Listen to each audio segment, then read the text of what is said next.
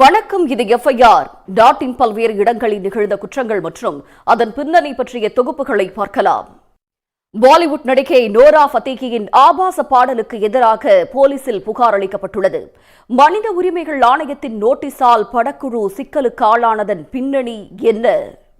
தெலுங்கானாவில் 4 மாத கர்ப்பிணி மனைவியை கொடூரமாக கொலை செய்த காதல் கணவரை போலீசார் கைது செய்துள்ளனர். திருமணமான சில மாதங்களிலேயே யூடியூபில் கிடைத்த புகழ் 19 வயது பெண்ணின் உயிரை பறித்ததா?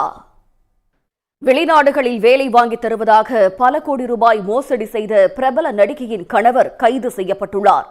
மோசடி பணத்தில் மனைவி பெயரில் சொத்துக்களை வாங்கி குவித்தவர் சிக்கியது எப்படி? உத்தரப்பிரதேசத்தில் விவசாயிகளுக்கு ஆசை வலை விரித்து டிராக்டர்களை திருடிய கும்பல் கைது செய்யப்பட்டுள்ளது. மாதம் 25,000 ரூபாய் வாடகை தருவதாக ஏமாற்றி மோசடியை அரங்கேற்றிய மும்பையில் விவாகரத்து கேட்ட மனைவியை ரயில் முன் தள்ளிவிட்டு கொலை செய்த கணவரை போலீசார் கைது செய்தனர். மனைவி மீது கொடூரத்தை அரங்கேற்றிவிட்டு விபத்து நாடகமாடியவர் சிக்கியது எப்படி? உத்தரப்பிரதேசத்தில் ஆர்கெஸ்ட்ரா டான்சர் கால்வாயில் சடலமாக மீட்கப்பட்ட வழக்கில் லிவிங் காதலனை போலீசார் கைது செய்திருக்கிறார்கள்.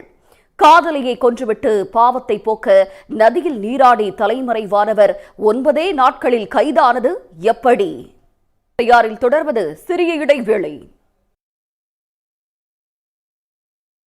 கேரளாவில் 28 வயது மருமகளை வெட்டிக் கொன்ற 70 வயது மாமியார் கைது செய்யப்பட்டுள்ளார். டீ போட்டு தரமாட்டேன் என்று சொன்னதால் மாமியார் வெறியாட்டம் ஆடியதன் பின்னணி என்ன?